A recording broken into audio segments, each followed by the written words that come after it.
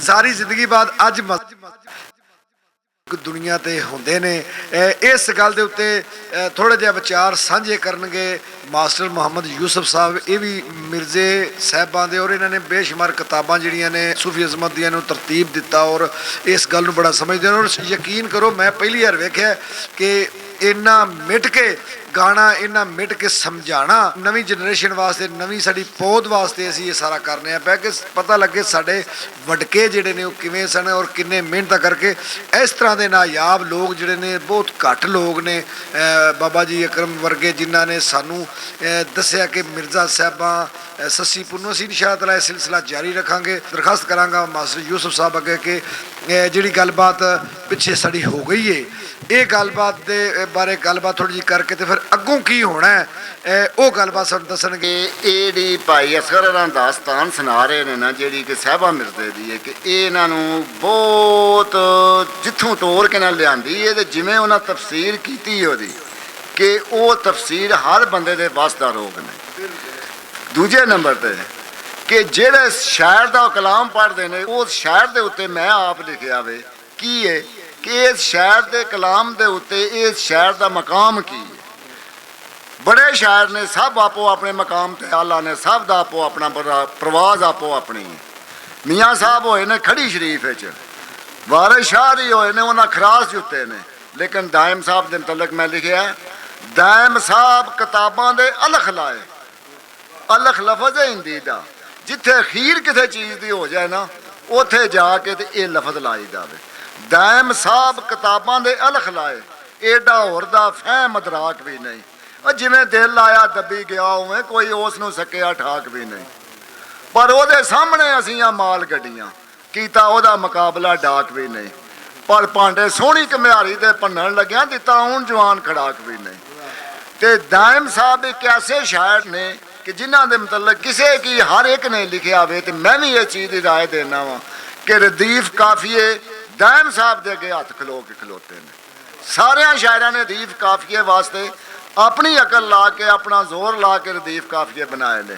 लेकिन रदीफ काफिए दायम साहब के अगे आके हथ खलो के खड़े ने कि मैनू धार लै विच। ये हकीकत मबनी है। मैं एक छोटा जिहा दायम साहब का वाकया सुनाना वा। किसी वक्त दायम साहब ते सूफी साईं सरदार दायम साहब का शागिर्द है सूफी जिहड़ा साईं सरदार कक्के वाला कि जिन्होंने तुसीं स्टेजां ते पढ़दे हो। ये बयान मैनू साईं सरदार ने आप सुनाया। की होया कि दायम साहब का पैगाम आ गया कि साईं जी बहावलपुर जाना तो जाना पैदल, जाना बहावलपुर है तो जाना पैदल। ये साईं सरदार ने जदों कि उन्होंने आखिरी बड़े सख्त बीमार सन तो मैं उन्होंने टीका गोली करने वाला खादम सा।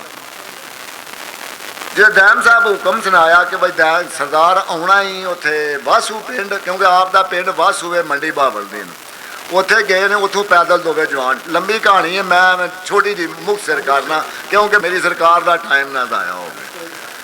की होया कि दोवे पैदल टुर पे ने। किधरे टुटते गए ने, किधरे कोई आसरा ले लिया, किसी रेड़े खोते ते किसी टांगे घोड़े ते बह गए ने ते फासला करते गए ने। करदे झंग पहुँच गए। जिवें झंग पहुँचे ने तो साईं सरदार अली भारे जिस्म दे सन ते एक सूफी शायर सन। दायम साहब जिहड़े सन पतले जिस्म दे स्मार्ट सन ते बड़े पैदल सफ़र करन दा उन्हां कोल एक छिछा जिहा तरीकेकार सी। ते समाने सफ़र की सी, एक गुथली तंबाकू वाली ते एक हुक्की, दूजे मोढे ते गुथली कागज़ां दी ते विच पेंसिल। चलो सफ़र करदे गए। जिस वे अपने ने झंग आंदे ने साईं अली के साईं सरदार फरमाते ने कि मैं गल की है दायम साहब झंग लंघने तो माई हीरां दा आ गया शहर ते जे सलाम कर चलीए। आखे चल भाई सरदार जे तेरा दिल तो चलने। वो जिस एक चौक है उत्थे अयूब चौक, उस अयूब चौक च निकल पे आते पैदल ही लगे आए। अगे लाहौर रोड है, वो उत्ते गली है जी जाती है सरकार दे माई पाक के दरबार में। क्योंकि इन्होंने सियालों ने हीर नूं झंग च नहीं सी दफनाया। उन्होंने पता कि क्यों नहीं सी दफनाया। अगर वो बयान करिए तो फतवे लगते हैं। उन्होंने वैसा के कब्रस्तान च मगियाने जाके दफनाई सी। वो कब्रस्तान पे जाते हैं तो ये पे उधरों जाते हैं तो उधरों सूफी अजमत अली सने संग, क्योंकि सूफी अजमत अली एक कवाल सन। वो अपने संग नूं लैके किधरे जाना सी, कवाली करने वास्ते जा रहे हैं। ਅੱਗੋਂ ਦੋਵਾਂ ਦਾ ਮੇਲ ਹੋ ਗਿਆ। ਉੱਥੇ ਦੈਮ ਸਾਹਿਬ ਫਰਮਾਉਂਦੇ ਨੇ ਉਹ ਸੂਫੀ ਅਜ਼ਮਤ ਹੈ ਜੀ ਕਿੱਧਰ, ਕਿਉਂਕਿ ਸੂਫੀ ਸਾਹਿਬ ਸਾਈਂ ਸਰਦਾਰ ਸਾਰੇ ਦੈਮ ਸਾਹਿਬ ਨੂੰ ਪੀਰ ਮੰਨਦੇ ਹਨ। ਤੇ ਇਹ ਮਤਲਬ ਹੈ ਕਿ ਸਾਈਂ ਸਰਦਾਰ ਦਾ ਲਫ਼ਜ਼ ਹੈ ਕਿ ਸਾਰਾ ਸ਼ਾਇਰ ਆਉਂਦਾ, ਲੇਕਿਨ ਮੈਂ ਪੀਰ ਮੰਨਦਾ, ਮੈਂ ਫਕੀਰ ਮੰਨਦਾ ਦੈਮ ਸਾਹਿਬ ਨੂੰ, ਪੀਰ ਨਹੀਂ ਫਕੀਰ ਮੰਨਦਾ। ਇਹ ਸਾਈਂ ਸਰਦਾਰ ਉਹਨਾਂ ਲਫ਼ਜ਼। ਉੱਥੇ ਗਏ ਤੇ ਆਉਂਦੇ ਨੇ ਹਾਂ ਜੀ ਕਿੱਧਰ ਤੁਸੀਂ, ਕਿੱਧਰ ਤੇ ਤੁਸੀਂ ਆਖਿਆ ਜੀ ਅਸੀਂ ਤਾਂ ਇੰਝ ਆਏ ਹਾਂ ਕਵਾਲੀ ਫਲਾਣਾ। ਆਖਿਆ ਅੱਛਾ, ਆਖੇ ਚੱਲ ਫਿਰ ਸੂਫੀ ਵਾਪਸ ਚੱਲ, ਸਾਨੂੰ ਵੀ ਫਿਰ ਕੋਈ ਸੁਣਾ ਚੱਲ ਕੇ। ਆਖੇ ਮਾਈਰਾਂ ਨੂੰ ਸਲਾਮ ਕਰ ਆਇਆ ਹੈ, ਕਰ ਆਇਆ। ਆਖੇ ਫਿਰ ਅੱਜ ਇੰਝ ਨਹੀਂ ਕਿ ਸਲਾਮ ਹੋਣਾ, ਜਾਂ ਤੂੰ ਸਲਾਮ ਕਰਨਾ ਜਾਂ ਮੈਂ ਸਲਾਮ ਪੜ੍ਹਨਾ, ਤੇ ਪੜ੍ਹਨਾ ਫਿਲ ਬਦੀ ਹੈ।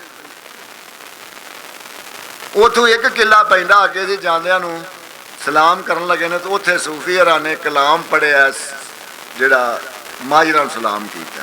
ਉਹ ਸਲਾਮ ਬੜਾ ਲੰਮਾ 4-5 ਸਫ਼ਿਆਂ ਦਾ ਸ਼ਾਇਰੀ 'ਚ ਪੜ੍ਹਿਆ। ਤੇ ਦੈਮ ਸਾਹਿਬ ਫਿਰ ਜਿਵੇਂ ਪੜ੍ਹਿਆ ਹੋਵੇ ਤੇ ਪੜ੍ਹ ਕੇ ਉਹਨਾਂ ਸਾਜ਼ਾਂ ਨਾਲ ਪੜ੍ਹਿਆ। ਦੈਮ ਸਾਹਿਬ ਖਲੋ ਗਏ ਨੇ ਫਿਲ ਬਦੀ ਸਾ, ਦੈਮ ਸਾਹਿਬ ਨੇ ਅੱਧਾ ਘੰਟਾ ਸਹੀਰ ਨਾਲ ਸਲਾਮ ਪੜ੍ਹਿਆ। ਔਰ ਉਹਦਾ ਸਲਾਮ ਹੈ ਉਹਨਾਂ ਨੇ ਮੌਕੇ ਉੱਤੇ ਪੜ੍ਹਿਆ ਵੀ। ਇਸ ਵਾਸਤੇ ਆਖਣਾ ਪੈਂਦਾ ਵੇ ਕਿ ਰਦੀਫ ਕਾਫੀਏ ਦੈਮ ਸਾਹਿਬ ਅੱਗੇ ਹੱਥ ਖਲੋ ਬੰਨ ਕੇ ਖਲੋਤੇ, ਉਹਨਾਂ ਨੂੰ ਲੋੜ ਨਹੀਂ ਕਿਸੇ ਮੁਤਾਜੀ। ਉਹ ਹੀ ਲਿਖਦੇ ਨੇ ਕਿ ਵੇਖੋ ਨਾ ਖੜੀ ਸ਼ਰੀਫ ਦਾ ਜਿਹੜਾ ਮਕਾਮ ਹੈ ਨਾ ਸਰਕਾਰ ਮੀਆਂ ਮੁਹੰਮਦ ਸਾਹਿਬ ਦਾ, ਉਹਨਾਂ ਸੈਫੁਲ ਮਲੂਕ ਦੇ ਵਿੱਚ ਆ ਕੇ ਇੱਕ ਐਸੀ ਕਿਤਾਬ ਲਿਖ ਛੜੀ ਹੈ ਕਿ ਜਿਹਦੀ ਤਫਸੀਰਾਂ ਕਰਨੀਆਂ ਆਮ ਸਾਡੇ ਵਰਗਿਆਂ ਦਾ ਰੋਗ ਨਹੀਂ। ਤੇ ਲੇਕਿਨ ਕੀ ਹੈ, ਉਹਨਾਂ ਨੇ ਜਿਸ ਵਕਤ ਉਹਨਾਂ ਨੇ ਜਾ ਕੇ ਤੇ ਕੀਤਾ ਨਾ ਸਲਾਮ, ਉੱਥੇ ਫਿਰ ਸਲਾਮ ਪੜ੍ਹਿਆ ਇਹਨਾਂ ਨੇ ਦੈਮ ਸਾਹਿਬ ਨੇ। ਤੇ ਕੀ ਲਿਖਿਆ ਵੇ, ਮਾਰ ਤੀਰ ਪਹਾੜਾਂ 'ਚ ਬਹਿ ਕੇ ਤੇ, ਮਾਰ ਤੀਰ ਪਹਾੜਾਂ 'ਚ ਬਹਿ ਕੇ ਤੇ ਕੀਤੀ ਖਲਕ ਇੰਜ ਕਿਸੇ ਹਲਾਕ ਵੀ ਨਹੀਂ। ਮਾਰ ਤੀਰ ਪਹਾੜਾਂ 'ਚ ਬਹਿ ਕੇ ਤੇ ਕੀਤੀ ਇੰਜ ਕਿਸੇ ਖਲਕ ਹਲਾਕ ਵੀ ਨਹੀਂ। ਹੁਣ ਗੱਲ ਇਹ ਵੇ ਕਿ ਇਹ ਹੁਣ ਚੱਲਦੇ ਚੱਲਦੇ ਉੱਥੋਂ ਫਿਰ ਸੂਫੀ ਰਾਂਦੇ ਨੇ ਆਪਣੇ ਕੰਮ ਟੁਰ ਗਏ ਨੇ, ਇਹ ਉੱਥੇ ਅੱਪੜ ਗਏ ਨੇ ਬਾਬਲਪੁਰ। ਜੇ ਬਾਬਲਪੁਰ ਪਹੁੰਚ ਗਏ ਨੇ, ਵੇਖੋ ਨਾ ਸ਼ਾਇਰ ਜਿਹੜੇ ਨੇ ਇਹ ਸਾਈਂ ਸਰਦਾਰ ਦਾ ਲਫ਼ਜ਼ ਹੈ ਕਿ ਕੀ ਮਕਾਮ ਹੈ। ਦੈਮ ਸਾਹਿਬ ਦਾ ਮੈਂ ਮਕਾਮ ਸੁਣਿਆ ਤੇ ਸਾਈਂ ਕੋਲ ਸੁਣਿਆ। ਉੱਥੇ ਗਏ ਨੇ ਤੇ ਸਾਈਂ ਜੀ ਆਂਦੇ ਨੇ ਕਿ ਮੈਨੂੰ ਯਾਦ ਆ ਗਿਆ ਬਾਬਲਪੁਰ ਪਹੁੰਚ ਕੇ ਕਿ ਦੈਮ ਸਾਹਿਬ ਮੇਰਾ ਤਾਂ ਬੜਾ ਕੰਮ ਖਰਾਬ ਹੋ ਗਿਆ ਹੈ। ਕੀ ਹੈ ਕਿ ਪਿੱਛੇ ਸਿਆਲਕੋਟ ਇੱਕ ਚੌਧਰੀ ਹੈ ਤੇ ਉਹ ਕਰਾਉਂਦਾ ਮਾਹਫਲ ਤੇ ਉਲਮਾਏ ਦੀਨ ਬੜੇ ਵੱਡੇ ਬੁਲਾਉਂਦਾ ਵੇ, ਤੇ ਉਹਦਾ ਮੈਂ ਸਟੇਜ ਸੈਕਟਰੀ ਹੋਣਾ ਸੀ। ਤੇ ਕੱਲ ਉਹਦੀ ਤਾਰੀਖ ਹੈ। ਦੈਮ ਸਾਹਿਬ ਫਰਮਾਉਂਦੇ ਨੇ ਸਾਈਂ ਜੀ ਘਬਰਾਉਂਦੇ ਕਿਉਂ, ਕੱਲ ਅਸੀਂ ਸਿਆਲਕੋਟ ਹੋਵਾਂਗੇ। ਠੀਕ ਹੈ ਜੀ, ਕਿਸ ਤਰ੍ਹਾਂ ਆ ਕੇ ਵੇਖੋ ਸਵੇਰੇ ਉੱਥੋਂ ਸ਼ਾਮ ਨੂੰ ਸਮੇਂ ਸੱਠੇ ਤੇ ਬਹਿ ਗਏ ਨੇ, ਇੱਥੇ ਅੱਪੜ ਗਏ ਨੇ ਕਿਉਂਕਿ ਉਦੋਂ ਬਾਵਲਪੁਰ ਸਮਾਂ ਸੱਠਾ ਚੱਲ ਕੇ ਸਿਆਲਕੋਟ ਆਉਂਦਾ ਹੁੰਦਾ ਸੀ, ਇੱਕੋ ਗੱਡੀ ਸੀ। ਸਰਕਾਰ ਪਹੁੰਚ ਗਏ ਨੇ ਉੱਥੇ, ਜਿਵੇਂ ਪਹੁੰਚ ਗਏ ਨੇ ਆਏ ਨੇ ਇੱਥੇ ਤੇ ਆ ਕੇ ਤੇ ਉਹ ਜਿਸ ਚੌਧਰੀ ਦੇ ਬੈਠਕ ਵਿੱਚ ਜਾਣਾ ਸੀ ਉੱਥੇ ਉਲਮਾਏ ਦੀਨ ਬੈਠੇ ਨੇ। ਦੈਮ ਸਾਹਿਬ ਅੱਗੇ ਨੇ, ਸਾਈਂ ਸਰਦਾਰ ਦੇ ਪਿੱਛੇ ਨੇ, ਜਿਵੇਂ ਕਦਮ ਵਿੱਚ ਰੱਖਿਆ ਬੈਠਕ ਦੇ। ਤੇ ਦੈਮ ਸਾਹਿਬ ਨੇ ਕੀ ਕੀਤਾ ਕਿ ਕਦਮ ਪਿਛਾਂ ਕਰ ਲਿਆ। ਮੈਂ ਆਨਾ ਸਾਈਂ ਸਾਰੀਆਂ ਫਰਮਾਉਂਦੇ ਨੇ ਕਿ ਦੈਮ ਸਾਹਿਬ ਪਿਛਾਂ ਹੋ ਗਏ। ਅਖੇ ਸਾਈਂ ਜੀ ਇਹ ਮਹਿਫਲ ਤੁਹਾਡੇ ਵਾਲੀ ਹੈ, ਇਹ ਉਲਮਾਏ ਦੀਨ ਨੇ ਤੇ ਇਲਮ ਵਾਲੇ ਲੋਕ ਨੇ, ਤੇ ਮੈਂ ਬੇਇਲਮਾਂ ਵਾਂ, ਮੇਰੀ ਥਾਂ ਨਹੀਂ। ਏਡੇ ਕਲੀਨ ਕੀਮਤੀ ਏਡੇ ਸੋਫੇ ਤੇ ਮੈਂ ਹੁੱਕੀ ਫੜੀ ਉੱਤੇ ਸਾਹ ਪਾਉਣ ਦਾ, ਤੇ ਨਹੀਂ ਕੰਮ ਚੰਗਾ ਨਹੀਂ ਜਾਂਦਾ। ਤੇ ਤੁਸੀਂ ਇੰਜ ਕਰੋ, ਤੁਸੀਂ ਇਹ ਮਹਿਫਲ ਕਰ ਆਵੋ ਤੇ ਮੈਂ ਉੱਥੇ ਜਾ ਕੇ ਰੇਲਵੇ ਦੀ ਲੈਣਾ ਤੇ ਬੈਨਾ ਵਾ ਕਿ ਹੁੱਕੀ ਸ਼ੁੱਕੀ ਪਾਉਣਾ ਚੱਲ ਕੇ ਤੇ ਆਪਣੀ ਬੈਠ ਕੇ। ਤੇ ਫਰਮਾਉਂਦੇ ਨੇ ਕਿ ਕਿਸ ਟਾਈਮ ਸਾਈਂ ਜੀ ਫਰਮਾਉਂਦੇ ਨੇ ਕਿ ਮੈਂ ਆਖਿਆ ਦੈਮ ਸਾਹਿਬ ਜੀ ਅਖੇ ਸਾਡੀ ਤੇ ਮਹਿਫਲ ਕਿ ਰਾਤ 1-2 ਵਜੇ ਖਤਮ ਹੋਣੀ। ਉਹਨਾਂ ਆਖਿਆ ਪਰ ਮੈਂ 3 ਦਿਨ ਕਰਦਾ ਜੀ, ਮੈਂ ਕਿਹੜਾ ਸੌੜਾ ਪੈਣਾ, ਮੈਂ ਵੀ ਕਲਮ ਲੈ ਕੇ ਕੁਝ ਨਾ ਕੁਝ ਕਰਦਾ ਰਹਾਂ। ਚਲੋ ਗੱਲ ਮੁੱਕੀ। ਦੈਮ ਸਾਹਿਬ ਸਟੇਸ਼ਨ ਤੇ ਆ ਗਏ, ਉੱਥੇ ਆ ਕੇ ਕਿਸੇ ਪਲੇਟਫਾਰਮ ਤੇ ਢੋਲ ਲਾ ਕੇ ਬਹਿ ਕੇ ਲਿਖਣ ਲੱਗ ਪਏ। ਉਧਰ ਮਹਿਫਲ ਆਏ, ਮੌਲਵੀ ਸ਼ੁਰੂ ਹੋ ਗਏ। ਹੁਣ ਉੱਥੇ ਕੀ ਹੁੰਦਾ ਹੈ, ਮਕਾਮੇ ਦਾਇਮ ਸਾਹਿਬ ਦੇ ਜ਼ਬਾਨੇ ਸਾਈਂ ਸਰਦਾਰ, ਉੱਥੇ ਇੱਕ ਉਲਮਾਏ ਦੀਨ ਆਪੇ ਵਿੱਚ ਲੱਗ ਪਏ ਨੇ ਬਹਿਸੋ ਮੁਬੈਸਾ ਕਰਨ। ਤੇ ਇੱਕ ਮੌਲਵੀ ਨੇ, ਆਲਮ ਨੇ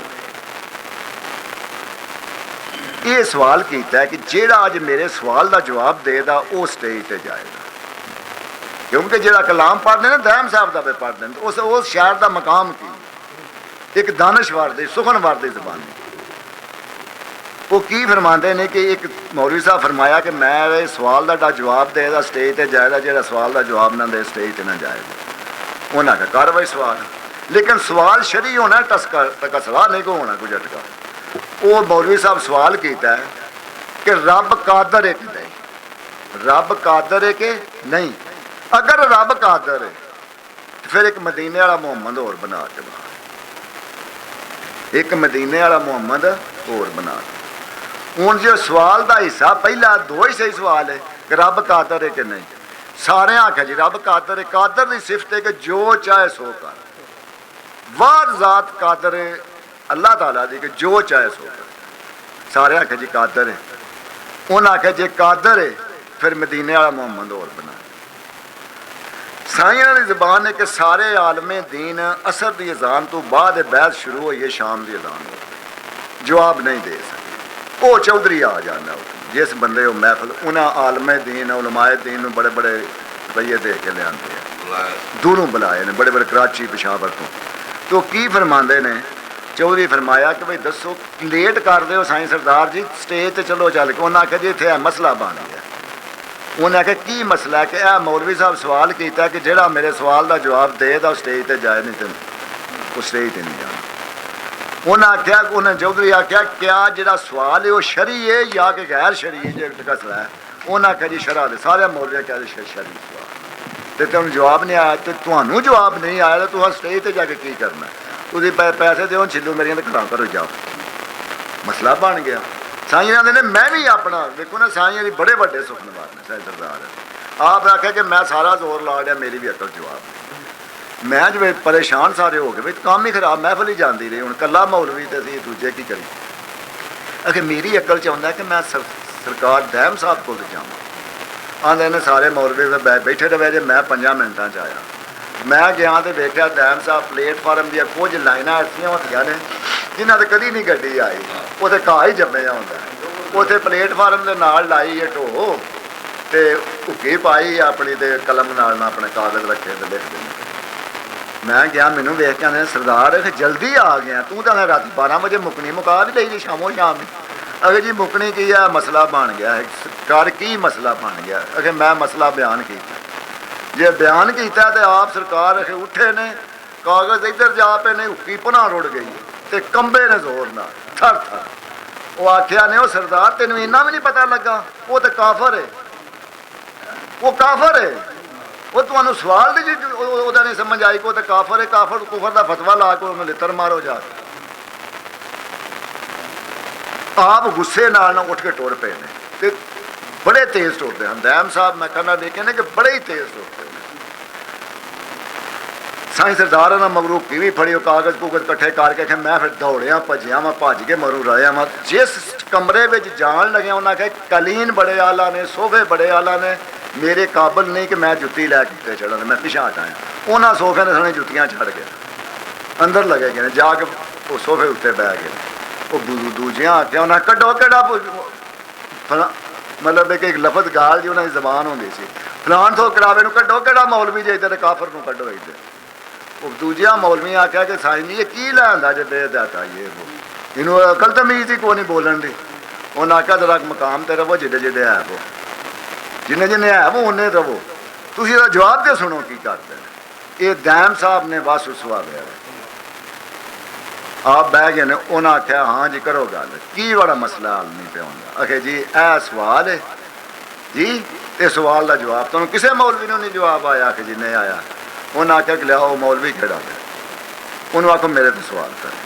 वो मौलवी साहब उठ के बड़े फिर वड्डी सारी उन्होंने फिर वो खुंडे आ सी वह 9 फुटा कद बनया 2 फुटा तो वो आया उठ के जी फिर डैम साहब के कोल आके तो नाल सोफे ते बैन लिया। डैम साहब पतले जिसम दे आपने वह बुक फड़िया तो बांह इन्नी मरोड़ी है कंड पर ने जमीन से सट छड़िया दरी के उत्ते। उन्हें आप फरमाते ने कि मेरे सवाल का जवाब ले लै जे तू हो मुसलमान तो तू बस है सोफे ते मैं भूए ते बस हाँ तो मैंने 100 लित्र मरेने ने एक मौलवी ते जे तू मुसलमान ही ना हो मैं तेन सोफे ते कि बांध देना इत्थे बह जा थले। आपने वो मौलवी ने बहा लिया। उन्हें आख्या कर सवाल कर सवाल। उन्हें आख्या जी रब कादर है कि नहीं। आपने इस एक उस सवाल के अद्धे हिस्से का जवाब दिता है एक अद्धे घंटे तफसीर नाल ग्रामर नाल हदीस नाल ते कुरान नाल की ਨਾਲ ਹੀ ਵਾਰਿਸ ਸ਼ਾਹ ਦਾ ਹਵਾਲਾ ਦਿੱਤਾ, ਨਾਲ ਹੀ ਮੀਆਂ ਸਾਹਿਬ ਦੇ ਹਵਾਲੇ ਦੇ ਕੇ ਅੱਧਾ ਘੰਟਾ ਲਾ ਕੇ ਉਹਨੇ ਆਖਿਆ ਮੌਲਵੀ ਸਾਹਿਬ ਫੈਸਲਾ ਕਰੋ, ਇਹ ਮੁਸਲਮਾਨ ਹੈ ਕਿ ਕਾਫਰ? ਸਾਰੇ ਮੌਲਵੀਆਂ ਆਖਿਆ ਜੀ ਕਾਫਰ। ਉਹਨੂੰ ਜਵਾਬ ਕੀ ਪੇ ਦਿੰਦੇ ਨੇ, ਉਹਦਾ ਮਾਰਲ ਸਾਰਾ ਕੀ ਹੈ? ਉਹਨਾਂ ਆਖਿਆ ਕਿ ਇਹਨੇ ਬੋਲਿਆ ਕਿ ਰੱਬ ਕਾਦਰ ਹੈ ਕਿ ਨਹੀਂ, ਅੱਲਾਹ ਤਾਲਾ ਦੀ ਜ਼ਾਤ ਸਾਰਿਆਂ ਨੂੰ ਪਤਾ ਕਾਦਰ ਹੈ। ਇਹਨੇ ਲਫ਼ਜ਼ੇ ਨਹੀਂ ਨਾਲ ਕਿਉਂ ਲਾਇਆ ਵੇ? ਗ੍ਰਾਮਰ ਦੇ ਅਸੂਲ ਦੇ ਨਾਲ ਸ਼ੱਕ ਪਾਇਆ ਜਾਂਦਾ ਕਿ ਕਿਆ ਰੱਬ ਕਾਦਰ ਹੈ ਕਿ ਨਹੀਂ, ਰੱਬ ਕਾਦਰ ਹੈ ਕਿ ਨਹੀਂ, ਇਹ ਸਵਾਲੀਆ ਫਿਕਰ ਆਵੇ ਕਿ ਇਹਨੂੰ ਸ਼ੱਕ ਹੈ ਰੱਬ ਦੀ ਕਾਦਰੀ ਤੇ ਜਿਹਨੂੰ ਸ਼ੱਕ ਹੋਵੇ ਰੱਬ ਦੀ ਕਾਦਰੀ ਤੇ ਉਹ ਕੀ ਹੁੰਦਾ ਵੇ ਮੌਲਵੀ ਸਾਹਿਬ? ਉਹ ਕਾਫਰ ਹੈ। ਕਿਉਂਕਿ ਵਾਰਿਸ ਸ਼ਾਹ ਨੇ ਲਿਖਿਆ ਕਿ ਜਿੰਨਾ ਸ਼ੱਕ ਕੀਤਾ ਉਹ ਗੁੰਮਰਾਹ ਹੋਏ, ਕਹਿੰਦੇ ਆ ਨੇ ਮਤਲਬ ਦੁਆਲ ਲੀਨ ਕਾਦੀ। ਤੇ ਇਹਦੀ ਤਫਸੀਰ ਮੀਆਂ ਸਾਹਿਬ ਵੀ ਇਹ ਕੀਤੀ ਹੈ, ਅਹਿਮਦ ਯਾਰ ਮੁਰਾਲੇ ਵਾਲੇ ਵੀ ਇਹਦੀ ਤਫਸੀਰ ਇਹ ਕੀਤੀ ਹੈ ਕਿ ਜਿਹਨੂੰ ਰੱਬ ਦੇ ਉੱਤੇ ਕੋਈ ਸ਼ੱਕ ਹੈ ਨਾ ਉਹ ਮੁਸਲਮਾਨ ਨਹੀਂ। ਸਾਰਿਆਂ ਆਖਿਆ ਠੀਕ ਹੈ ਜੀ। ਤੇ ਕੀ ਹੋਇਆ? ਉਹ ਸਾਰੇ ਮੌਲਵੀ ਖੁਸ਼ ਹੋ ਗਏ, ਉਹਨਾਂ ਨੂੰ ਤੇਲ ਪੈ ਗਿਆ ਤੇ ਕੰਮ ਹੀ ਬੜਾ ਤਗੜਾ ਹੋ ਗਿਆ ਵੇ। ਉਹਨਾਂ ਆਖਿਆ ਦੈਮ ਸਾਹਿਬ ਆਖਿਆ ਖਲੋ ਜਾ ਜ਼ਰਾ, ਇਹ ਨਹੀਂ ਅਗਲਾ ਹਿੱਸਾ ਵੀ ਕਰਨ ਦਿਓ। ਉਹਨੇ ਅਗਲਾ ਹਿੱਸਾ ਕੀਤਾ। ਉਹਨੇ ਆਖਿਆ ਕਿ ਰੱਬ ਕਾਦਰ ਹੈ ਕਿ ਨਹੀਂ, ਜੇ ਰੱਬ ਕਾਦਰ ਹੈ ਤੇ ਮਦੀਨੇ ਵਾਲਾ ਮੁਹੰਮਦ ਹੋਰ ਬਣਾ ਦੇ। ਉਹਨਾਂ ਆਖਿਆ ਜਾ ਮੌਲਵੀ ਫਿਟੇ ਮੂੰਹ ਤੇਰਾ। ਫਿਰ ਵੀ ਜੇ ਨਾਲ ਲਾਇਆ ਜੀ, ਜੇ ਲਾਈਏ ਤੇ ਫਿਰ ਸ਼ੱਕ ਜੀ।